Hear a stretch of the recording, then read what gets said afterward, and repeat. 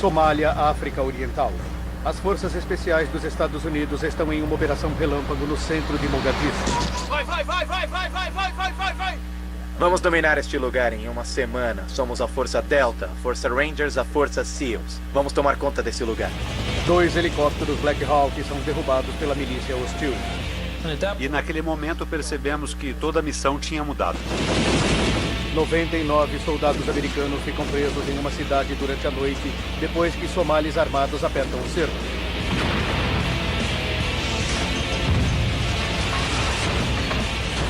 Agora, os investigadores precisam entender por que uma missão de rotina deu tão errado, fazendo o exército americano sofrer a pior baixa desde a Guerra do Vietnã.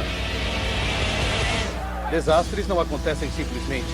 Eles são provocados por uma cadeia de eventos decisivos. Vamos desvendar as decisões fatais daqueles últimos segundos, pouco antes do desastre. Segundos fatais. A queda das tropas americanas. Somália. Mogadíscio. 3 de outubro de 1993.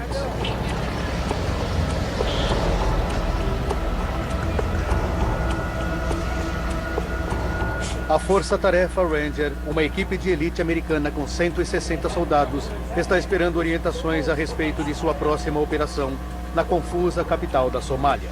Vamos lá! Sua próxima missão é capturar ou matar o ditador militar, o general Mohammed Aidid, e fazer com que membros de clãs rebeldes se entreguem. Fontes de inteligência locais identificaram vários alvos valiosos. Apoiadores leais de Aidid, reunidos em um local no centro da cidade. Hoje, os Rangers vão capturá-los vivos ou mortos. 15 horas e 32 minutos. De sua base dentro do aeroporto da cidade, helicópteros Black Hawk e Little Bird decolam lotados com membros dos Rangers e operadores da Força de Elite Delta. Nós nos aproximamos pelo mar e começamos a ver as favelas nos arredores da cidade. De repente, vimos a cidade.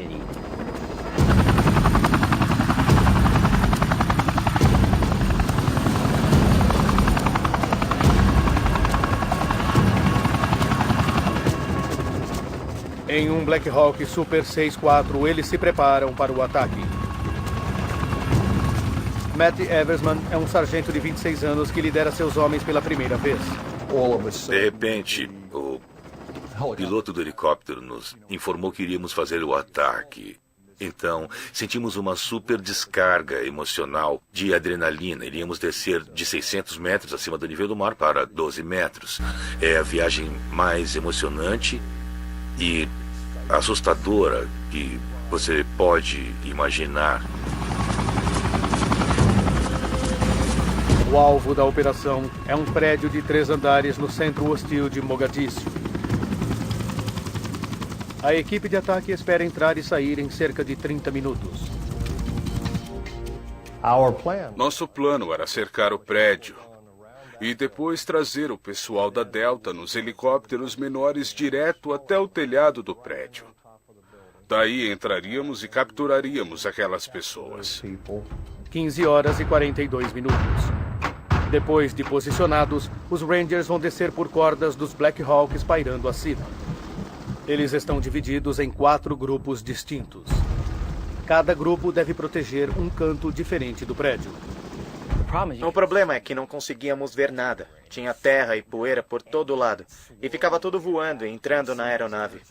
E através de toda aquela poeira, só víamos uns relances dos telhados. Não sabíamos onde estávamos. No helicóptero do Grupo 4, o piloto disse: Estamos no local errado. Paramos antes de onde deveríamos deixar vocês. E com as cordas fomos lançados do helicóptero. Vai! O Grupo 4 vai ter que se deslocar até seu posicionamento assim que chegar ao chão.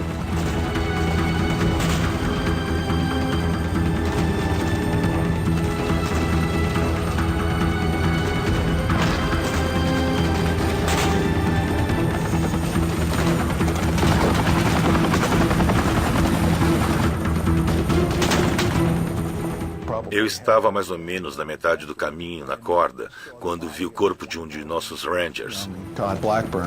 Era o jovem Todd Blackburn, que estava caindo no chão. E meu primeiro instinto foi achar que estávamos sob fogo inimigo e que alguém já tinha sido atingido. E eu nem havia chegado no chão.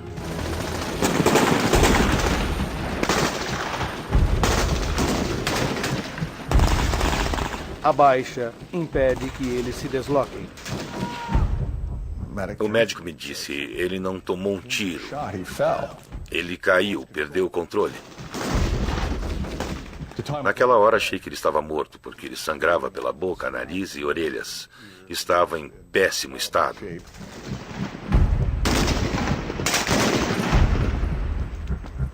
Cuidado! Vamos pra direita! Vamos pra direita!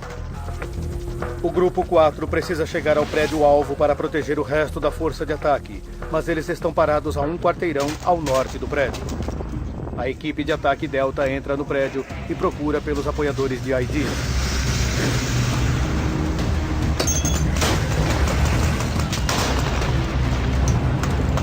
Ao mesmo tempo, um grande comboio de remoção chega ao prédio. A missão deles é trazer todo mundo de volta para casa.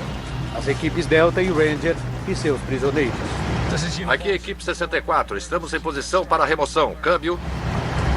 No veículo da frente está o comandante Danny McKnight. Eu assumi a posição de cobertura. Conseguia ver o prédio-alvo e então fiquei esperando pelo aviso.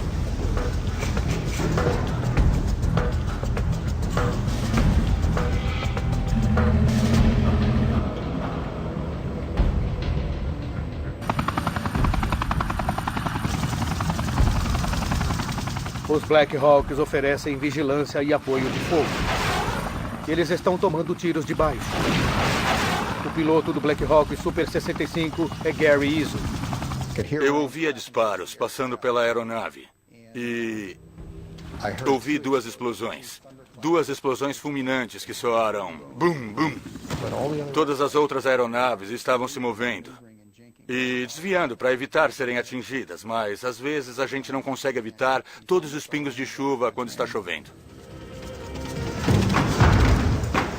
16 horas. 23 somalis são pegos, incluindo 2 dos apoiadores mais antigos de ID.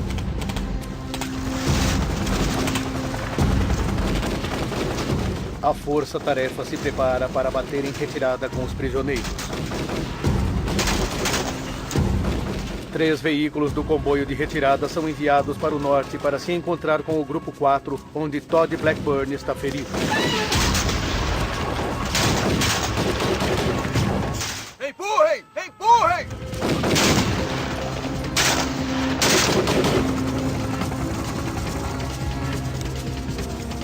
De sua posição no Centro de Apoio de Operações Conjuntas, o comandante Jerry Boykin observa a missão a partir de uma conexão ao vivo dos Black Hawks pairando sobre a batalha. Coronel McKnight, prossiga a operação e traga os detidos para a base. Entendido. Eles capturaram as pessoas que procuravam bem rapidamente, com relativamente pouca resistência, e estavam prontos para retirá-las mais depressa do que eu realmente esperava. A missão estava terminada. Nós já estávamos pensando em voltar para casa. Eu estava e até pensei que já éramos veteranos de combate. Uma loucura. Fiquei pensando se eles iriam nos dar uma medalha. Era o que todos estavam pensando. Era hora de voltar para casa. Porém, enquanto as equipes de ataque esperam pelo sinal para a retirada, mais somalis se reúnem na área alvo. Eu estava distante daquele lugar e cheguei correndo. Eu vi muitas pessoas feridas e era um cenário de desastre. Foi um massacre. Eu não conseguia contar os cadáveres. Aquela destruição não me afetou só fisicamente, mas também fiquei mentalmente abalado com o que ouvi. Estávamos em uma guerra. Estávamos em fogo cruzado pesado e era uma combinação inacreditável de sons ensurdecedores.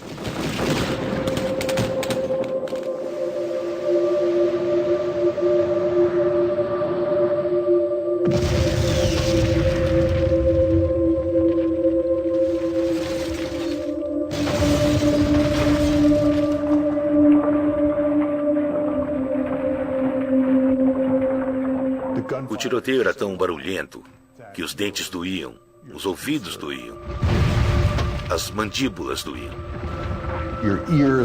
Eu nunca tinha testemunhado outro tipo de sensação tão ensurdecedora em um campo de batalha como naquele dia. Estávamos lutando frente a frente com aquelas pessoas que não iriam parar. E a única coisa que os deteria seria uma de nossas balas ou mais violência.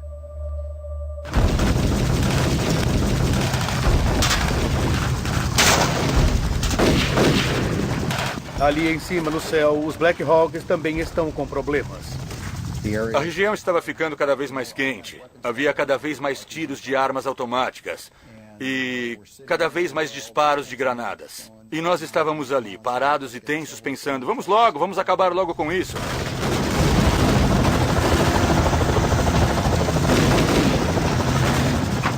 Às 16h20.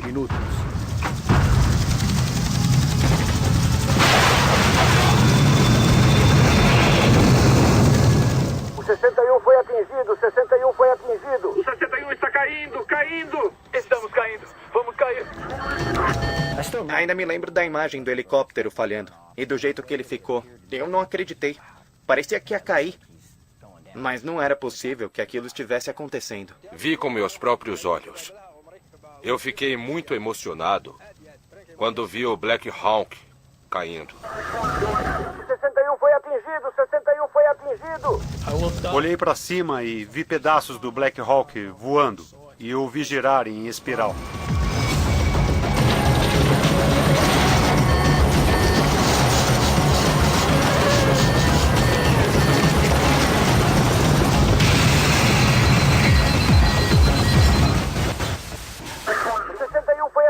O 61 foi atingido. Temos um Black Hawk caindo. Um Black Hawk caiu sobre a cidade.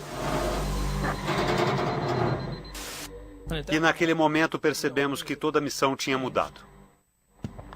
O Black Hawk caiu 3 quarteirões a nordeste do prédio-alvo.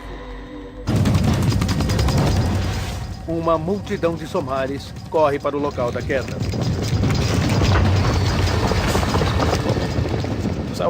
Enquanto eu procurava no outro quarteirão, literalmente uma multidão de pessoas correu para onde a aeronave tinha caído. E começamos a ter aquela sensação de que não teríamos muito tempo para descer lá.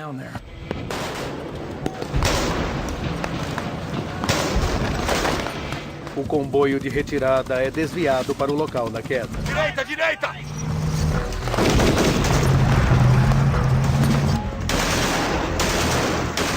No caminho, eles recolhem alguns dos soldados do Grupo 4 fora de posição. Câmbio. Tem algumas baixas neste local. Câmbio. O coronel McKnight parou seu carro blindado.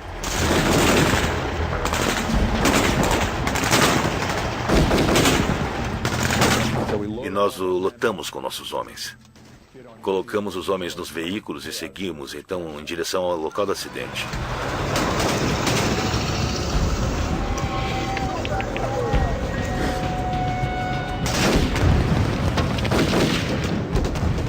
O Grupo 2 está a pé, também tentando chegar ao local do acidente e à segurança do comboio de retirada. Ouvi um grito.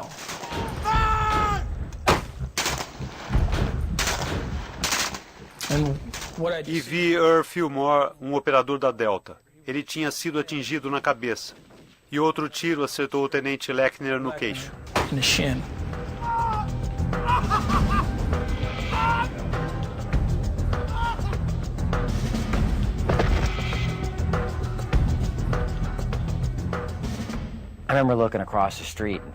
Lembro de olhar para o outro lado da rua e pensar: cara, como foi que isso aconteceu com o operador Delta? Porque eles estavam fazendo tudo certo, a gente não fala, mas começa a pensar. Não somos indestrutíveis, não somos super-homens. 16h40.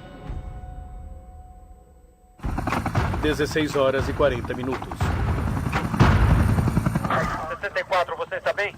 Um segundo helicóptero, o Black Hawk Super 64, pilotado por Mike Duran, é atingido. O 64 está caindo! O 64 está caindo! 54 está caindo.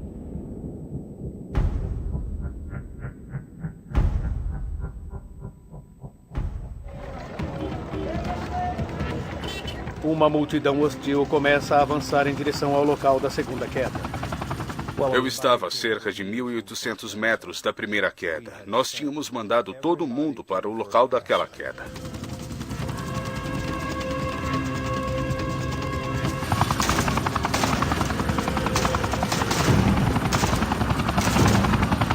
Jamais passou por nossas cabeças que poderíamos perder 2 no mesmo dia.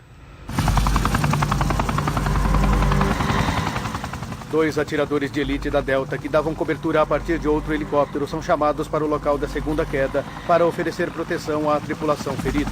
Não havia como dar apoio a eles. Eles eram 2 contra um número desconhecido de milicianos somalis. Eu tive de negar. As chances deles saírem de lá vivos não eram boas. Na verdade, nós apresentamos essa questão a eles e eles disseram que entendiam. Mas quando os somalis se aproximam do local da queda, o coronel Boykin percebe que não há outra escolha. Vão ajudá-los. E ele precisa ganhar tempo para a tripulação ferida.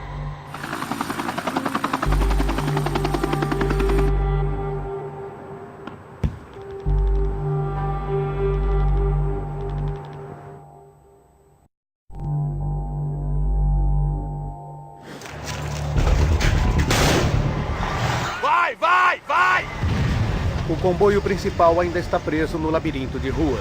Entendido. Próxima direita, depois para o sul. Está incapaz de chegar ao local da queda. Entendido, à direita. Passamos por uma luta infernal contra os somalis, vindos pelos 2 lados da rua, atirando uns contra os outros. Um dos nossos veículos principais estava passando por uma rua quando uma granada voou por cima da capota. Fiquem avisados de que eles estão vindo com fogo pesado. Droga, para! Para, droga! Mais uma emboscada. E mais uma série de baixas. Estávamos ficando sem condições de terminar a missão por conta das baixas e do estado da tropa. Tenho várias baixas e veículos que estão meio avariados. Temos de tirar os mortos daqui o mais rápido possível.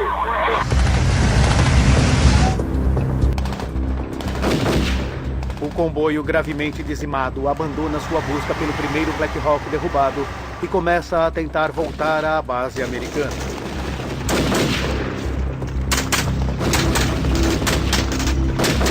O piloto ferido do segundo Black Hawk, Mike Duran, é protegido apenas por 2 atiradores de elite da Delta, Randy Shugart e Gary Gordon. Munição!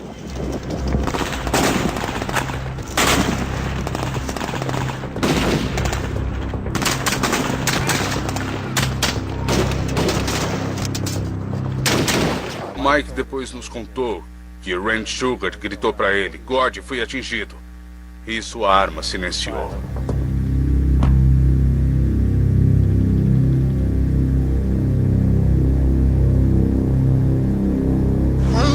Uma multidão de somalis invade o local da segunda queda. Eles capturam os sobreviventes e os corpos dos atiradores Delta. Assim como Mike descreveu, a seguir o que ele viu foi só uma massa de pessoas que veio para cima dele e ele ficou inconsciente. O comboio principal, seriamente danificado, retorna à base. 99 Rangers e Delta permanecem na cidade, capturados e cercados em posições próximas ao local da queda do primeiro Black Hawk.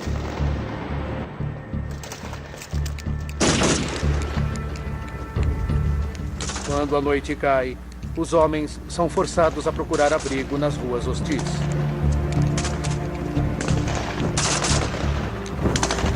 Ficamos com raiva de aquilo ter acontecido e tínhamos de ficar na defensiva. Quero dizer, nós éramos os Rangers. Tínhamos a força Delta, tínhamos helicópteros no ar. Não tinha como aqueles caras nos fazerem bater em retirada. Era uma loucura.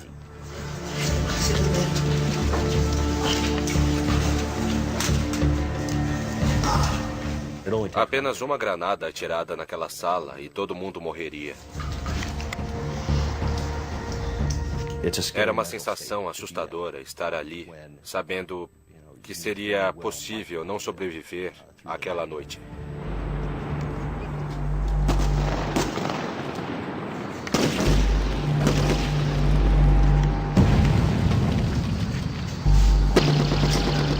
Milhares de milicianos lançam ondas e mais ondas de ataques nas posições dos Rangers.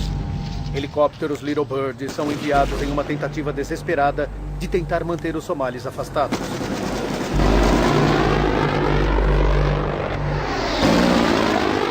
Sempre que os Little Birds vinham e abriam fogo, aquilo iluminava o céu, como se fossem relâmpagos. Os foguetes pareciam trovões e chovia pedaços de metal sobre nós. Quando eles iluminavam a rua, víamos relances dos homens que estavam lá. Havia mais deles do que imaginávamos, e mais perto do que achávamos que eles estavam. 23 horas e 15 minutos. Um comboio gigantesco sai da base americana nos arredores da cidade, composto de tanques paquistaneses e veículos malaios blindados, além de homens dos Rangers e da 10ª Divisão de Montanha. Esta nova missão do comboio deve salvar os homens capturados. O tenente Larry Morris lidera um contingente de Rangers na cidade. Eles sabiam que tipo de luta seria.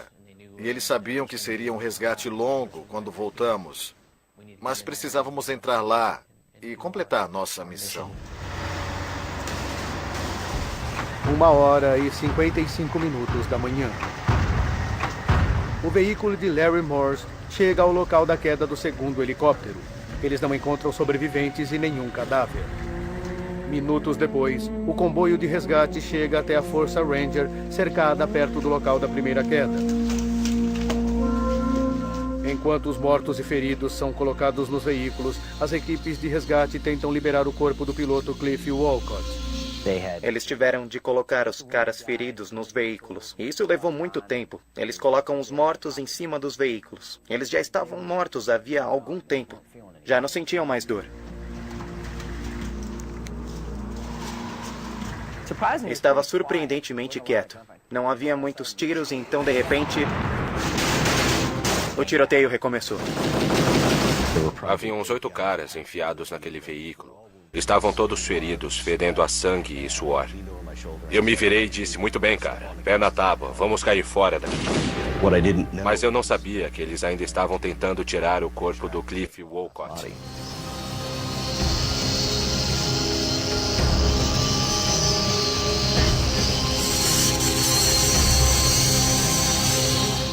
Ninguém iria embora antes que eles o tirassem de lá, por isso ficaram lá até que eles desmontassem a aeronave.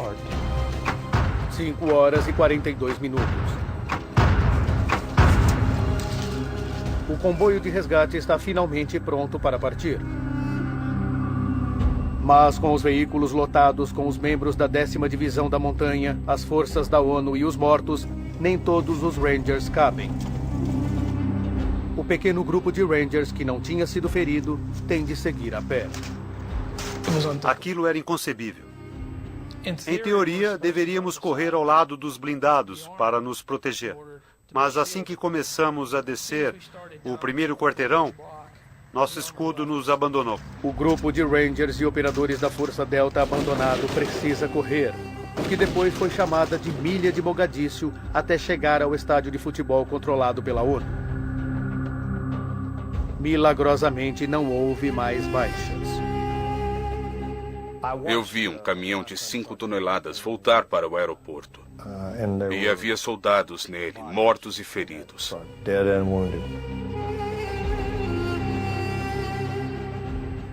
Eu fui até o caminhão para ajudar a baixar a porta traseira e quando a porta traseira se abriu, escorreu sangue pela abertura. Emocionalmente, aquilo foi um golpe terrível para mim, pois eu era o responsável por toda aquela gente. 18 soldados americanos estão mortos e 84 feridos. O piloto do Black Hawk, Mike Duran, foi capturado e feito refém e está em um local desconhecido. Mike Duran, Exército Americano. Estima-se que o número de somalis mortos esteja entre 500 e 1000. A veiculação de imagens de soldados americanos sendo arrastados pelas ruas de Mogadíscio, mostradas na TV, provocam comoção e revolta nos Estados Unidos. Agora, revendo os acontecimentos daquele dia, poderemos revelar como uma milícia mal organizada e mal equipada conseguiu dominar os soldados mais bem treinados do mundo. Depressa!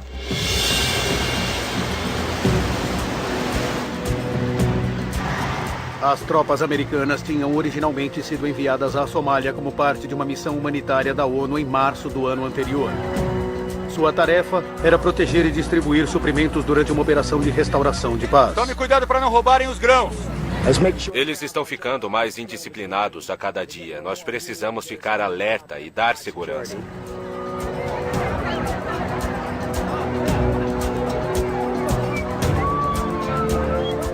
Robert Oakley era o enviado especial americano na Somália na época da Operação Restore Hope.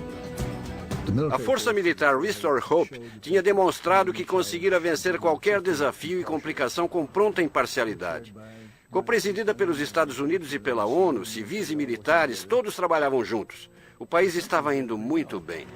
Mas em agosto de 1993, a missão mudou com a nova administração da Casa Branca.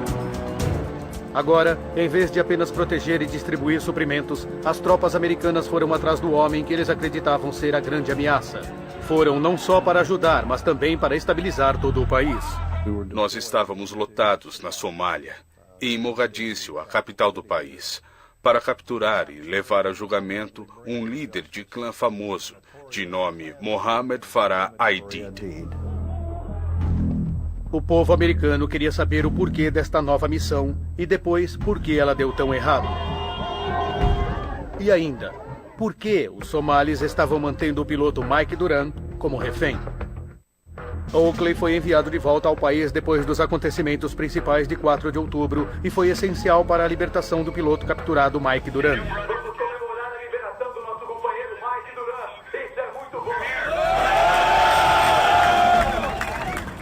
Oakley acredita que toda a estratégia para derrubar Aidid estava incorreta desde o início. Se eles o tivessem levado, alguma outra pessoa teria assumido seu lugar e a batalha teria sido pior. A ONU e os Estados Unidos deixaram claro para Aidid que ele não poderia mais fazer parte do futuro da Somália.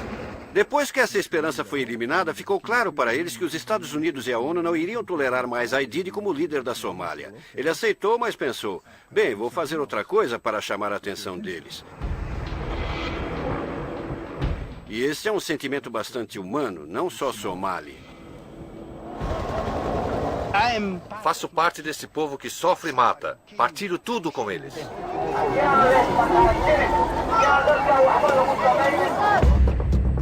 Mark Bowden, autor do best-seller Black Hawk Down, entrevistou muitos Rangers e Deltas que estavam lá naquele dia, além de membros da milícia de Aidid. Acho que o povo somali ainda estava dividido na primavera de 1992. Muitos festejaram a presença da ONU e eles tinham esperança.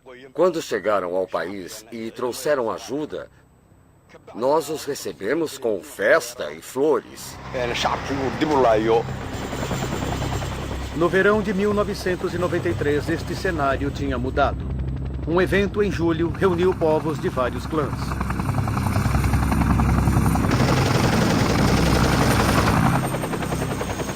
A ONU cercou o prédio onde vários líderes de clãs estavam reunidos para discutir se apoiavam a posição de Aidid contra a ONU ou não.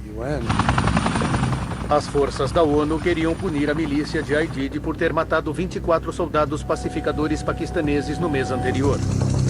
A reunião dos líderes parecia ser a oportunidade perfeita.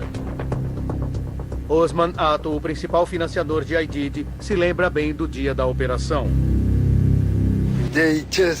Eles chegaram de helicópteros e começaram a atirar. Não havia armas escondidas, como eles afirmaram. Infelizmente, eles mataram 73, 72 anciãos. Sem saber da tensão crescente, a elite dos Rangers e da Força Delta pousaram 6 semanas mais tarde. Suas operações na cidade incendiaram ainda mais o povo de Mogadíscio. Não estávamos lá para alimentar ninguém. Vai, vai, vai, vai, vai, vai, vai, vai, vai, vai! Fica quieto aí! Dá para imaginar as pessoas ali tranquilas e de repente helicópteros se aproximarem com soldados descendo por cordas? E os caras chegando, chutando portas e mandando todo mundo deitar no chão. Faça isso e faça aquilo. Eu ficaria surpreso se ainda quisessem que ficássemos por ali. Com o aumento da tensão nas ruas de Mogadíscio, qualquer operação dos Rangers deveria ser pautada por inteligência precisa.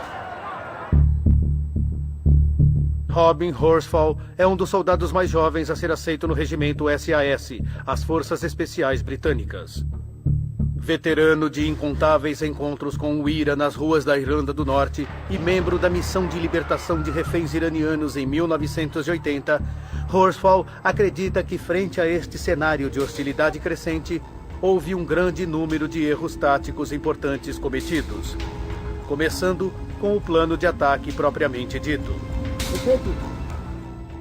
O plano de ataque ao prédio era bastante simples.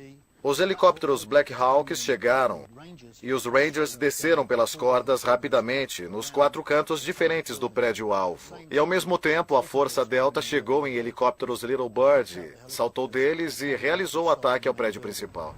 Era um plano de ataque que poderia ter sido posto em prática rapidamente no momento em que o General Aidid e seus apoiadores mostrassem suas caras. Os Rangers da Força Tarefa precisavam de um plano de ação imediata. Eles precisavam chegar rápido ao chão. Se eles tivessem de demorar demais e fazer longos preparativos, haveria a chance de que o alvo não estivesse onde a inteligência tinha dito que estaria. Quanto mais simples, melhor.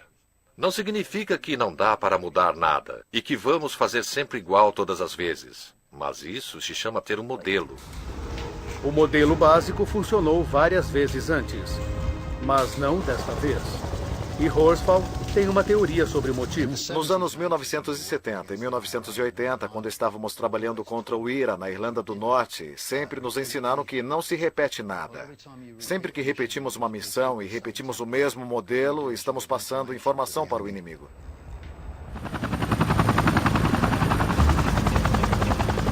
Isso significa que quando a milícia soube para onde os Rangers estavam indo, eles se prepararam.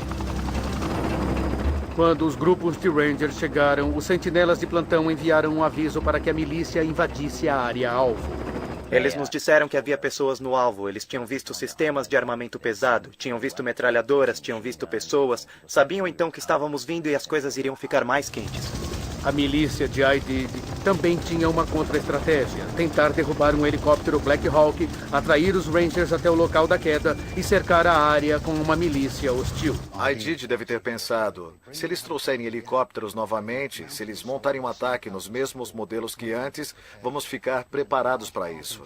Vamos instalar lança-granadas e usá-los para atacar qualquer helicóptero que se aproximem. Aidid não poderia ter sido subestimado.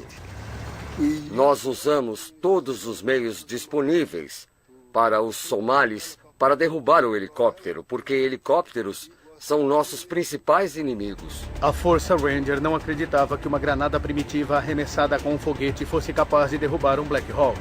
Isso nunca tinha acontecido, mas Aidid tinha identificado uma fraqueza que ele poderia explorar. Nos anos 1980, o afegão Mujahideen tinha tido sucesso derrubando helicópteros russos grandes com granadas. A RPG-7 é uma granada muito simples, arremessada com foguete. A parte mais vulnerável de qualquer helicóptero é o rotor da cauda. Se conseguirmos abrir um buraco na fuselagem, ele pode ir até o outro lado e não causar nenhum grande dano. Mas quando acertamos o rotor da cauda, o helicóptero fica completamente descontrolado e cai.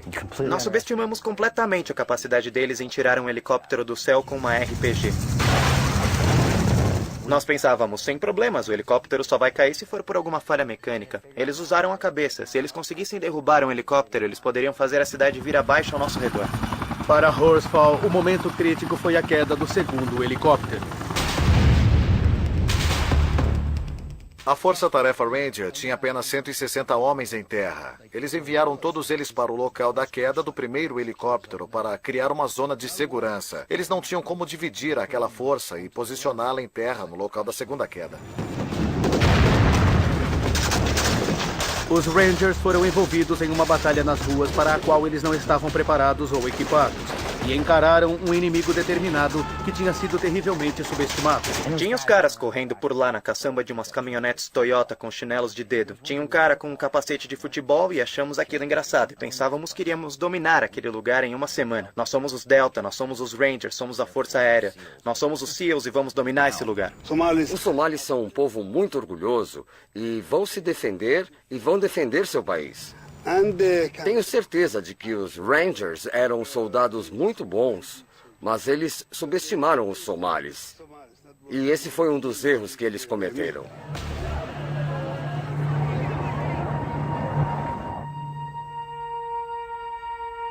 A pequena força de ataque se viu em uma posição isolada na cidade e cercada por uma milícia que lutava em ruas por eles conhecidas. Se observarmos a área-alvo, por exemplo, podemos ver aqui que os prédios são muito próximos uns dos outros. É muito provável que só haja lugar para só passar um veículo de cada vez.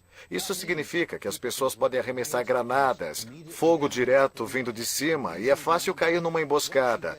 Quando entramos ali, fica fácil se perder. Guerra de rua é uma das formas mais custosas em qualquer tipo de guerra. E é por isso que a maioria dos generais tenta evitar lutar dentro de cidades. Mogadíscio está em constante estado de conflito desde que o presidente Siad Barre foi deposto em 1991. Não há um governo eficiente, polícia ou infraestrutura. As ruas se tornaram o principal campo de batalha. Cada porta, cada janela ou beco é uma ameaça. Eles estão lutando na escuridão. Tudo é inimigo. As árvores são inimigas, as areias são inimigas. Os pobres rapazes não conseguem lutar com alguém em sua cidade natal.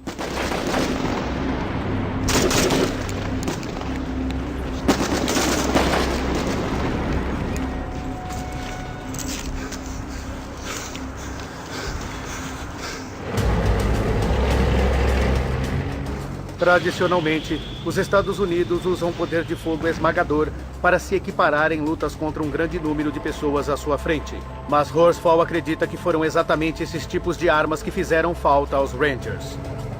Eles não tinham helicópteros de combate, eles não tinham foguetes, eles não tinham artilharia ou blindagem. E, consequentemente, suas decisões de dar continuidade às operações agressivas desta natureza, sem os elementos de apoio, tornou-os uma força enfraquecida em terra.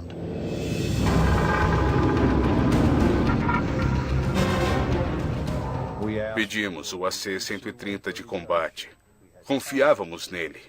E sabíamos que se estivéssemos em uma situação muito ruim, ele seria um fator decisivo. Nosso pedido foi negado. Pedidos feitos ao governo americano para que fossem enviados veículos blindados para a Somália também foram negados. Se tivéssemos um veículo mais robusto, um veículo blindado, nós poderíamos ter atravessado aquelas ruas muito mais rapidamente e com mais segurança. Eles nos colocaram naquele ambiente e depois não nos deram o que pedimos para completar nossa missão. Sem blindagem e sem apoio aéreo pesado, os Rangers foram forçados a confiar em veículos mais vulneráveis e menos capazes ofensivamente, além dos helicópteros Black Hawk. Vai, vai, vai, vai, vai, vai, vai! Decisões tomadas em nível político não levaram em consideração os efeitos táticos em terra. Mais uma vez, as lideranças americanas tinham cometido sérios erros em relação à escala da missão.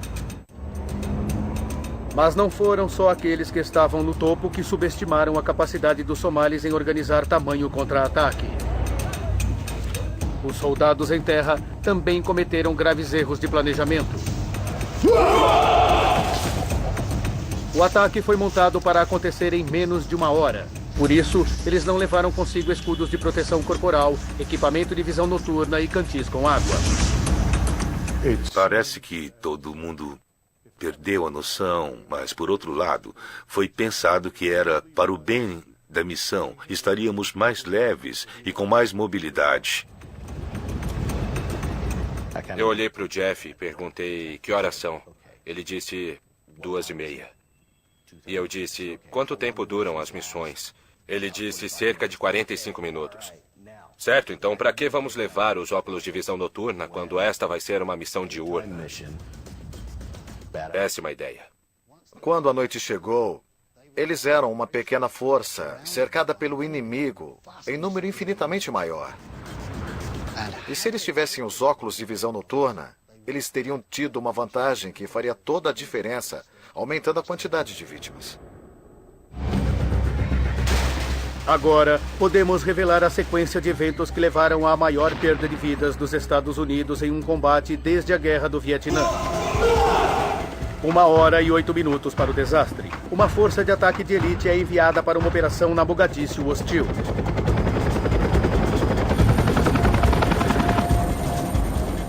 Subestimando os somalis, eles usam um plano que já tinham usado antes. Vai, vai, vai, vai, vai, vai, vai, vai, vai, vai!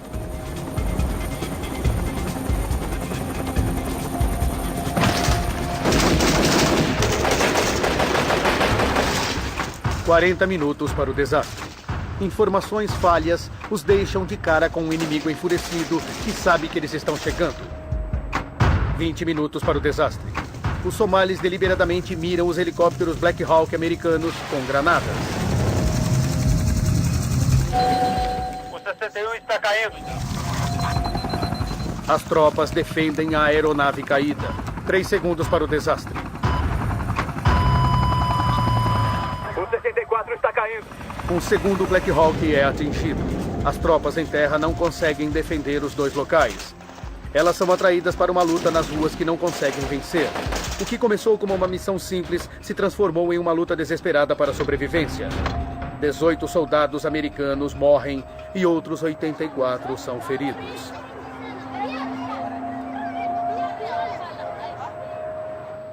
A missão, porém, foi um sucesso militarmente falando. Os alvos foram capturados e a milícia de IDID sofreu severas perdas. Mas as vítimas entre os Rangers e as imagens de corpos sendo arrastados pelas ruas exibidas pela TV forçaram a retirada de todas as forças americanas da Somália. Quando se envia soldados americanos para um lugar como a Somália, que em 1993 a maioria dos americanos nem conseguia achar no mapa, com a ideia de que estão fazendo um serviço humanitário em prol da ONU, há pouca tolerância em relação à perda de vidas numa missão assim. A retirada imprevista deixou a desejar a muitos na força-tarefa Ranger. Acho que não havia ninguém ali que não tenha ficado decepcionado com o fato de estar sendo retirado. Aquele não era nem o momento, nem a hora. Foi um erro. É difícil olhar para o pai de um soldado morto nas ruas e tentar fazer aquilo ter sentido. Sabíamos que deixaríamos Mogadíscio e sempre vamos lamentar o fato de não termos cumprido a missão principal, que era capturar Mohammed Aidid. Por melhor que sejamos, sempre alguém vai ser morto, alguém vai morrer. As pessoas vão se ferir, as pessoas vão ficar feridas e vamos perder alguém. Quando se manda tropas para um combate, isso vai acontecer. É melhor lembrar disso sempre que enviar gente para fazer o que você acha que vale a pena. E que vale a pena para o país. Hoje, a Somália permanece sendo um campo de batalha de clãs rivais. E ainda é assolada pela fome.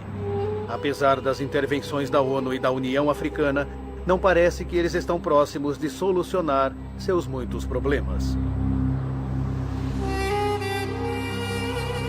Brand new Seconds from Disaster examines a Chinook helicopter crash next Monday at 9. Next, it's one of Air Crash Investigation's most extreme crashes.